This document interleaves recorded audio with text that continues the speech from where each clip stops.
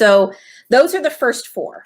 Okay. So just to repeat, become driven and overcome the odds. We want you to stay in the 12%.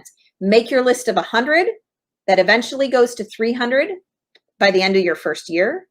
Be excited internally about you representing buyers and sellers, and you strut your stuff with confidence. People aren't buying what you're selling, they're buying your confidence. And number 4, show them your inventory and show them your skill set. Just saying that I'm a realtor doesn't do anything. Reposting articles that you see online doesn't do anything unless you tell them your opinion about the article. So think about these things, okay? So this is all mindset.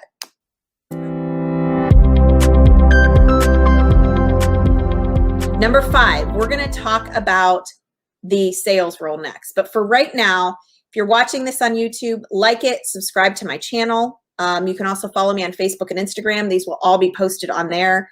If you'd like to make comments on StreamYard, go ahead and authorize StreamYard in Facebook, and then you can make comments and I can interact with you online. Okay, so number 5 is in your sales role. Now that you know that you are the product, how do you attract people to you? Because see, here's the thing. If you think houses are the product and you're going to attract people to houses and attract people to websites and attract people to other places, they can get that anywhere. They can get that from the agent from the billboard, and they can get that from the agent who's been licensed for 2 days. What you need to do is attract agents to you in order for them to do business with you. All right, so I had 2 or 3 agents just reach out in the past few days. So in your sales role, you need to know your market messaging. Who am I marketing myself to? Who do I want to be my clients? Well, again, remembering what Gary Keller said, your family, your friends, and your sphere are your quickest way to a paycheck. I'm not saying cold leads aren't good. We're going to talk about those too. But your quickest way to a paycheck is from people that you know. Okay? So the people that you know, what are their biggest questions? What are their biggest concerns? What are their biggest problems right now in real estate? Well, if they're not a buyer or seller, they don't really have any problems, right? But what questions do they have about real estate? Well, a lot of them love to know about real estate. People talk about real estate all the time. They talk about what houses are going for in their neighborhood. They're talking about the real estate industry as a whole nationally. They're seeing things on the news about people paying hundreds of thousands of dollars over list price and offering up college tuition in order to win offers, right? Like, this is what your family and friends are seeing and talking about.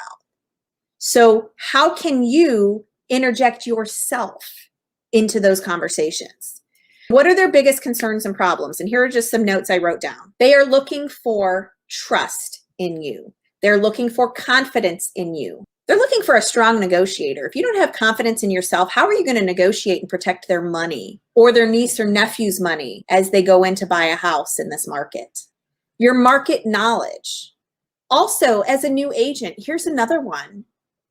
If they know you're a new agent, here's the cool part. Reinforce your partners, your agent partners, and your mentors. I remember vividly as a brand new agent in the business, I would go in with confidence. I would get hired. And any question I didn't know the answer to, I actually brought this up as an objection handler before it became an objection, especially if I knew they knew I was new. That was kind of funny, especially if they knew that I was new.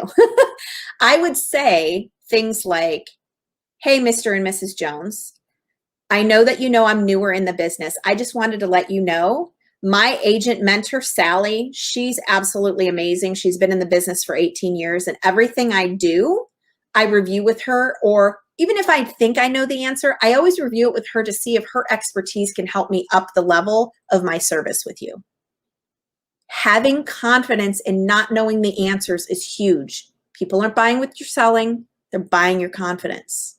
They're buying your ability to service them, okay? You know, for buyers, people that are looking for buyer representation, they're looking for you to help them find off-market listings.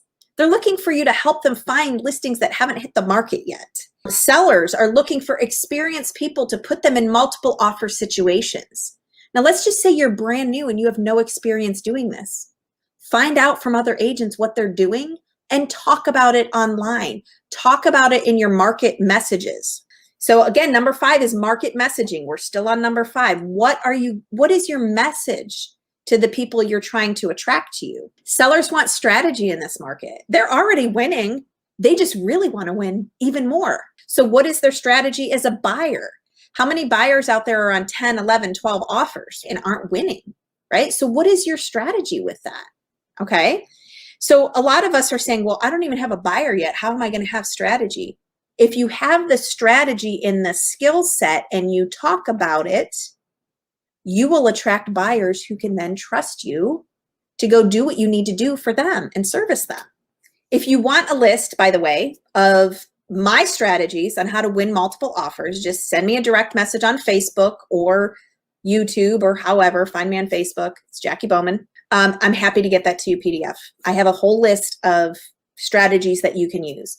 One of them being calling, a lot of people are waiving inspections, but if you don't want to waive your inspections, which I don't advocate for, would be call your inspector. I mean, today is Tuesday. If I'm in a multiple offer that's due tonight at 8, I'm going to call my inspector and see if he can squeeze me in on Thursday.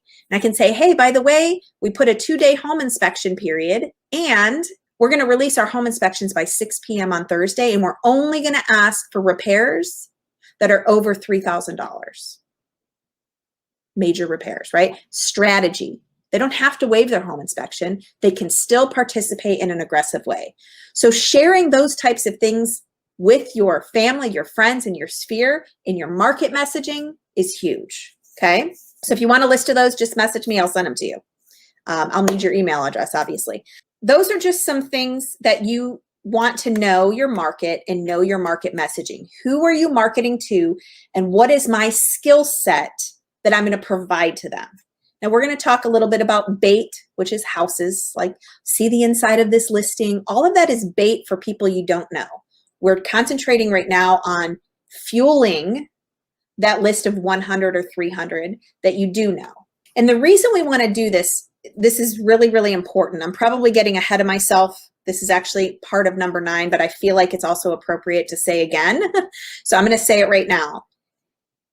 Yes, doing business with people you know is your number 1. Gary Keller even said it. People that have been in the industry a long time have said it. I get most of my business from repeat and referral business and people that I know out of my sphere. Like I said in the beginning, just because you say you're a realtor doesn't mean you've earned the right to have their business. Just because they know you and love you and you're a realtor doesn't mean they're going to use you.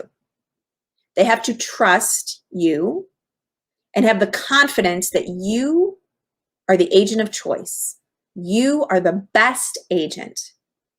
You're better than that agent on the billboard for them to choose and refer you. So if you don't have both of those messages in your marketing in number 5, which is your message to market, that is imperative. If you already know them and they already love you, great. But it's that number 2 piece, validating yourself as the best agent of choice for them, for their friends, and for their family. That's what we're talking about, okay? So know your market messaging and really define that.